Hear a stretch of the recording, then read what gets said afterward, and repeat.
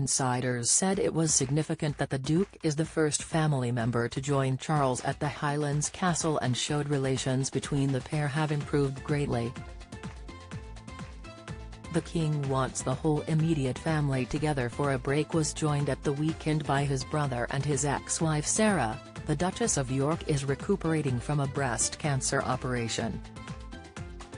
His peace offering to the Duke came after Andrew appeared to have won his battle to remain in the 7-bedroom Royal Lodge in Windsor, despite the King's efforts to persuade him to move to smaller Frogmore Cottage, vacant after the monarch evicted Prince Harry and Meghan. Andrew, 63, drove himself to the 50,000-acre estate on Royal Deeside while Sarah joined him after flying to Aberdeen Airport alone. They are staying at 7-bedroom Craigowend Lodge on the estate, a favourite of the late Queen, and may be joined by daughters the Princesses Beatrice and Eugenie and their families. The get-together is nearly a year after the Queen died at the estate. An insider at the castle said, "It's not a snub to be staying at the lodge rather than the main house. It is delightful and the Duke and Duchess can relax totally. It's only a mile to the big house where family dinners and get-togethers will take place." The King and Andrew are now on much better terms and making him the first member of the family to join him is an olive branch. Simple demand King Charles will make of Harry when they meet for peace talks. Latest, sources say there is no prospect of Andrew returning to royal duties in the foreseeable future, but the King still loves his brother. Efforts to persuade him to leave Royal Lodge are said to have been motivated by concern at whether Andrew could afford to stay at the house, which is on a long lease from the independent Crown estate.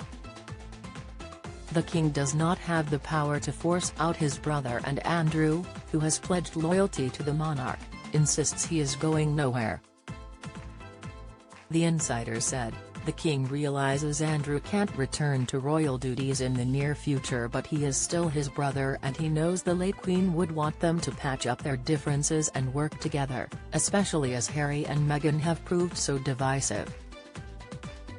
However, some royal aides are said to fear potential unexploded bombs over the Duke's former links to late U.S. pedophile financier Jeffrey Epstein. They are concerned the Duke is a bigger issue than the Sussexes. One source reportedly said, "Andrew is more of a long-term problem than Harry and Meghan. It feels like more stuff is going to come out on Epstein and there are still unexploded bombs there."